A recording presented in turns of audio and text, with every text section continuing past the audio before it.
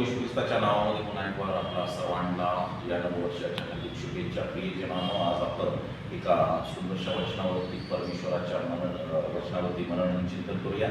परमेश्वराच्या या मनन चिंतन करण्यावर आज जो विषय निवडलेला आहे तो आहे ख्रिस्ती जीवनात विचारांची पेरणी फार महत्त्वाची आहे. आपण जे विचार करतो, आपण जे विचार निवडतो हे खूप महत्त्वाचे आहेत आणि म्हणून ख्रिस्ती मनुष्याने वाईट विचार स्वतःच्या जीवनामध्ये किंवा स्वतःच्या मनामध्ये अंतःकरणामध्ये पेरले नाही पाहिजेत. मग ते कोणाबद्दलही असो, सर्व प्रकारचे वाईट विचार, कोणत्याही प्रकारचा वाईट विचार ख्रिस्ती मनुष्याने विश्वासकाने कधीही आपल्या अंतःकरणात पेरलं नाही पाहिजे. प्रियजनांनो, आपण पाहतो की जे विचार आम्ही करतो तेच पुढे आपली शब्दकृती आणि जीवन घडवतात, आपल्या जीवनाला आकार देतात. आपलं जीवन त्याच विचारांच्याद्वारे घडत असतं. जर आपण मनात द्वेष, मत्सर, घाणेरडेपणा किंवा नकारात्मक विचार घेतले तर याचा परिणाम खूप वाईट होतो आणि म्हणून आम्ही पाहतो की तर त्याचे फळ जे आहे ते पाप, दुःख आणि पुरावणे, एकमेकांपासून दुरावणे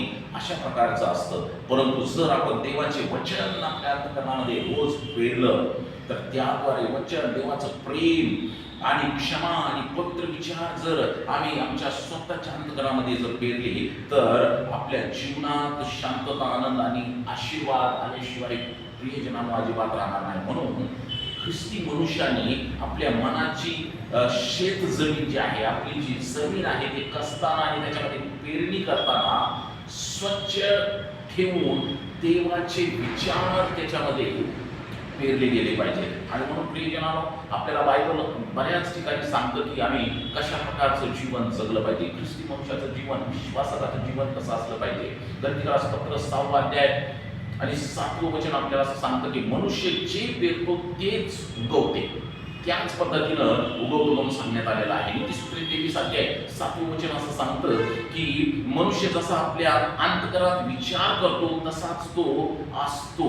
आणि म्हणून आमच्या अंतःकरणाची स्वच्छता आणि त्याच्यामध्ये आम्ही काय पेरतो हे खूप महत्वाचं आहे. फिलिप्पियस पत्र 4 अध्याय आणि 8वं वचन असं सांगतं की जे काही सत्य, जे काही शुद्ध, जे काही चांगले आहे त्याचाच विचार करा. म्हणजे काय, आम्ही अंतःकरणामध्ये या सर्व चांगल्या गोष्टी पेरणं गरजेचं आहे.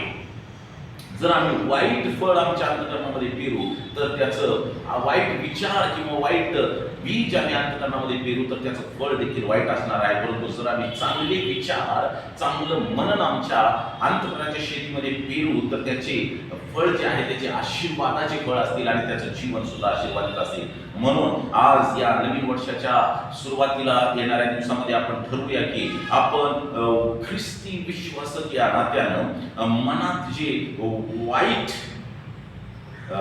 आपण मनात वाईट नाही तर देवाचे विचारच पेरूया आणि इथून पुढच्या सर्व वर्षभर आपलं अंतःकरण चांगल्या मनानं, चांगल्या अंतःकरणानं भरेल आणि चांगली पेरणी आमच्या अंतःकरणात होईल, वचनांची पेरणी होईल, याकडे आपण लक्ष देऊया. प्रियजनांनो, बायबल सांगते की मनुष्याचे हृदय म्हणजे एक शेत आहे.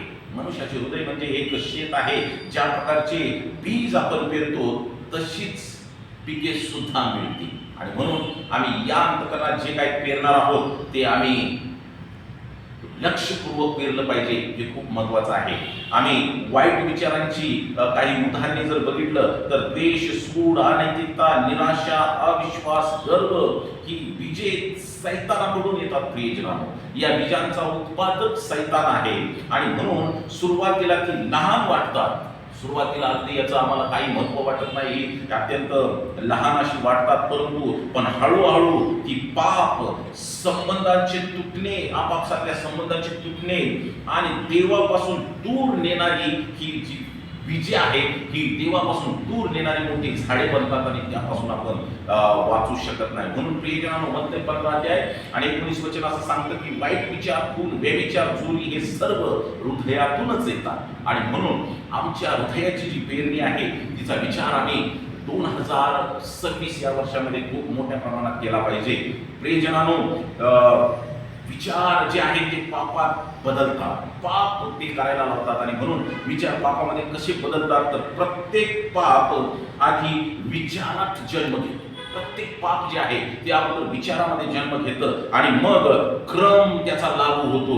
पहिल्यांदा आपण विचार करतो, त्याच्यानंतर आपली इच्छा होते पाप करण्याची, त्याच्यानंतर आपण त्यावर कृती करतो पापाची आणि त्याच्यानंतर आपली ती सवय बनून जाते आणि त्याच्यानंतर आपला तो स्वभाव बनते आणि त्याच्यानंतर शेवटची जी स्टेप आहे आपला नाश त्या ठिकाणी होतो. आणि म्हणून जर आपण वाईट विचार थांबवले नाही, आपल्या मनातील आपल्या अंतःकरणातील वाईट विचार जर आम्ही थांबवले नाही तर ते कृतीत बदलतात. म्हणून बायबल म्हणते की नीतिसूत्रे 4:23 वचन म्हणतं, आपल्या हृदयाचे सर्वात जास्त रक्षण कर.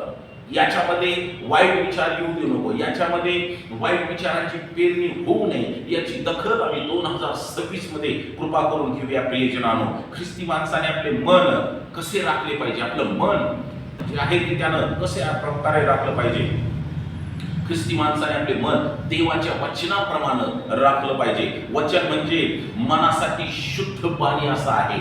वचन म्हणजे जेव्हा आपण बायबल वाचतो तेव्हा वाईट विचार आपल्यामधून धुतले जातात. म्हणून 2026 मध्ये बायबल वाचायला विसरू नका. स्तोत्रसंहिता 119 अध्याय आणि 11 वचन सांगतं, मी तुझे वचन माझ्या हृदयात साठवले आहे जेणेकरून मी पाप करू नये. आणि म्हणून जर आम्ही आमच्या हृदयात देवाचं वचन साठवून ठेवू तर परमेश्वराच्या भक्तांनो आम्हाला वाईटापासून नाशापासून दूर जाता येईल आणि आम्ही कोणत्याच प्रकारचे वाईट विचार आपल्या मनामध्ये आपण करणार नाही.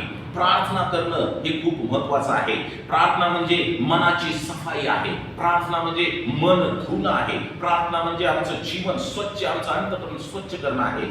वाईट विचार आले की लगेच देवाकडे ते सर्व सुपूर्द करून द्या, जेणेकरून देव आमचं अंतःकरण पवित्र आणि शुद्ध करेल आणि स्वच्छ करेल. पवित्र आत्म्याने आम्ही चाललं पाहिजे 2026 मध्ये. प्रियजनांनो, पवित्र आत्मा आपल्याला वाईट व चांगल्या गोष्टी ज्या आहेत, वाईट आणि चांगले विचार जे आहेत, वाईट आणि चांगली ज्या घटना गोष्टी आहेत त्या सर्व ओळखायला शिकवतो. आणि म्हणून रोमकरासपत्र 8:6 वचन असं सांगतं, देवाच्या आत्म्यावर मन लावा म्हणजे जीवन, आपल्या जीवनात शांती निर्माण होईल आणि आपलं जीवन शांतमय होईल.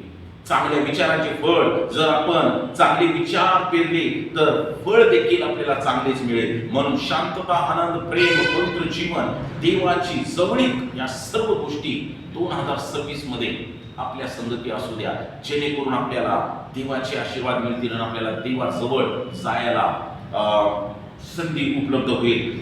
ख्रिस्ती जीवन म्हणजे फक्त चर्चला जाणे नव्हे, ख्रिस्ती जीवन म्हणजे फक्त चर्चला जाणे नव्हे, तर मनात कोणते बीज पेरतो इतरांच्या आणि आपल्या, हे पाहणे आहे.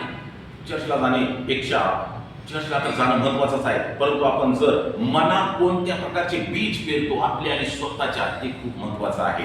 वाईट विचार थांबवणे नाही. जर आम्ही वाईट विचार थांबवले नाही तर ते जीवन, आपलं जीवन नष्ट करतात. देवाचे विचार स्वीकारले तर आपले जीवन आशीर्वादित होते आणि जीवन आशीर्वादाने भरून जाते. म्हणून माझ्या प्रियजनांनो, मी तुम्हाला या नवीन वर्षामध्ये विनंती करतो की कृपा करून आपलं जीवन चांगल्या विचारानं, देवाच्या वचनानं, पवित्र आत्म्यानं आणि प्रार्थनेनं करूया, जेणेकरून परमेश्वर आपल्याला त्याच्या कार्यामध्ये आपला उपयोग करून घेईल, आपल्याला त्याच्या कार्याची संधी देईल, आपला त्याच्या विशेष कार्यामध्ये सहभाग नोंदवून घेईल. देव बाप तुम्हाला आशीर्वादित करो. या 9 वर्षाच्या तुम्हा सर्वांना हार्दिक हार्दिक शुभेच्छा. धन्यवाद.